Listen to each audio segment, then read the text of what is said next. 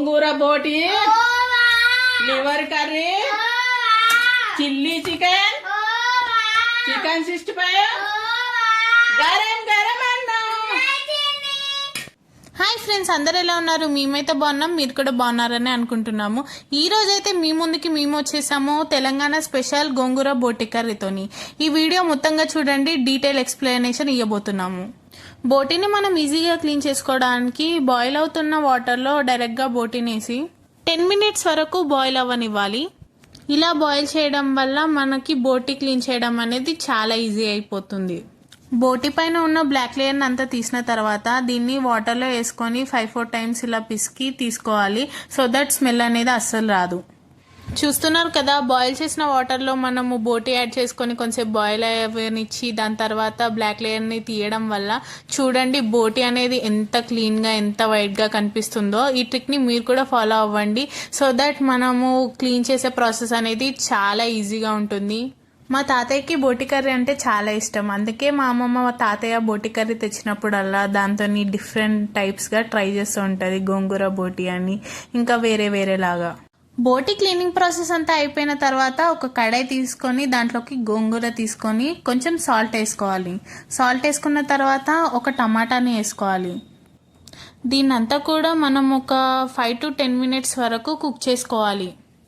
దీన్ని 10 minutes పాటు మూత పెట్టి ఉడకనివ్వాలి. ఇక 10 minutes అయిపోయింది, మన గోంగూర కూడా కుక్ అయిపోయింది.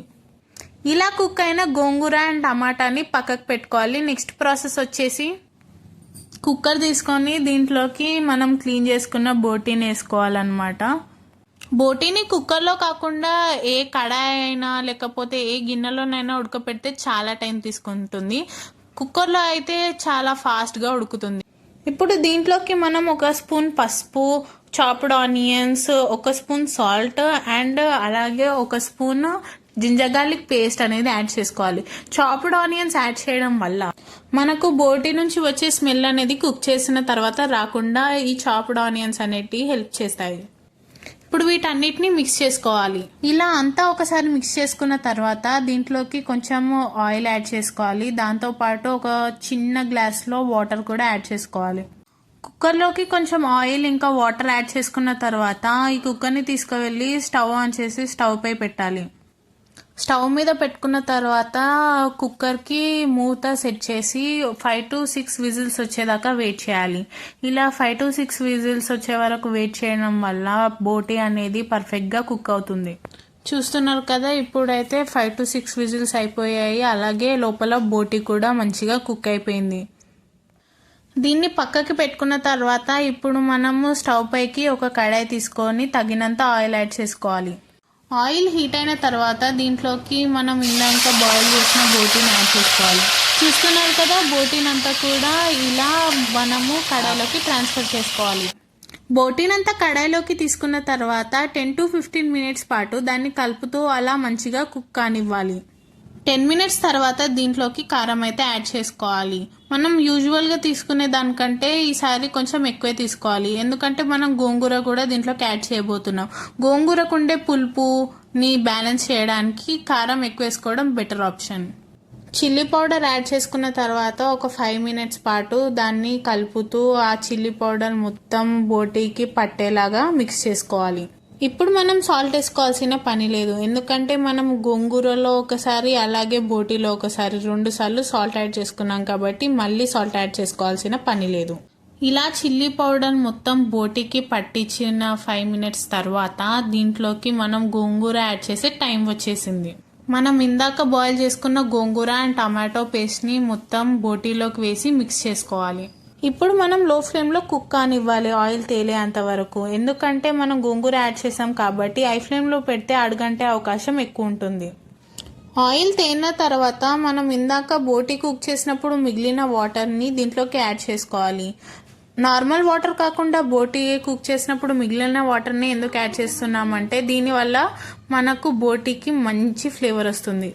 ఇప్పుడు దీన్నంతా ఒకసారి మంచిగా మిక్స్ చేసుకున్న తర్వాత 10 to 15 minutes వరకు దీనిపై మూత పెట్టి కుక్ కానివ్వాలి. ఇప్పుడైతే 10 minutes అయిపోయింది. దీంట్లోకి మనం 1 స్పూన్ గరం మసాలా వేసుకోవాలి. 1 స్పూన్ గరం మసాలా యాడ్ చేసుకున్న తర్వాత ఇలా కలుపుతూ దీన్ని ఒక 10 మినిట్స్ పాటు కుక్ అవ్వనివ్వాలి. 10 మినిట్స్ తర్వాత ఆయిల్ అనేది తేలుతుంది. ఆయిల్ తేలుతున్న టైం అంటే మనం గార్నిష్ చేయాల్సిన టైం అని అర్థం. లాస్ట్లో సన్నగా చీల్చిన పచ్చిమిర్చి అలాగే చాప్డ్ కొరియాండర్తో గార్నిష్ చేసుకుంటే టేస్ట్ అనేది డబల్ అయిపోతుంది అంతే. చూడండి మన గుమగుమలాడే తెలంగాణ స్పెషల్ గోంగూర బోటి కర్రీ రెడీ అయిపోయింది. చూస్తుంటేనే నోరు ఊరిపోతుంది కదా. ఈ గోంగూర బోటి కర్రీని చాలామంది chapati, bagara rice, white rice అంటూ ఇలా చాలా వాటితో కలిపి తింటారు. కానీ మా ఇంట్లో అందరికీ దీన్ని వైట్ రైస్తో కలిపి తినడం అంటే చాలా ఇష్టం. అందుకనే ఈరోజు మేమైతే గరం వైట్ రైస్ అనేటిది కుక్ చేస్తున్నాం. మరి మీకేమి ఇష్టం? బోటి కర్రీతో వైట్ రైస్ అంటే ఇష్టమా, చపాతీ అంటే ఇష్టమా, లేదా బగారా రైస్ అంటే ఇష్టమా? కామెంట్ బాక్స్లో తెలపండి. ఈ రోజు లంచ్కి గోంగూర బోటియే కాకుండా liver curry, green chicken, chicken 65 ఇవి కూడా చేసాము. వీటి రెసిపీస్ కూడా వీడియో తీసాము. కానీ ఈ వీడియోలో యాడ్ చేస్తే వీడియో లెంత్ లాంగ్ అయిపోతుందని చెప్పి యాడ్ చేయలేదు. వీడియో లెంత్ లాంగ్ అయిపోతే వీడియో బోర్ వస్తుందని చెప్పేసి వేరే రెసిపీస్ వీడియోస్ యాడ్ చేయకుండా జస్ట్ తెలంగాణ స్పెషల్ గోంగూర బోటి కర్రీ రెసిపీని మాత్రమే వీడియోలోకి యాడ్ చేసాము. మీకు ఈ వీడియో నచ్చినట్టయితే లైక్ చేయండి, షేర్ చేయండి. మరిన్ని వీడియోస్ కోసం సబ్స్క్రైబ్ చేయండి. మళ్ళీ ఇలాంటి మంచి వీడియోస్తో కలుసుకుందాం. అప్పటి వరకు బాయ్.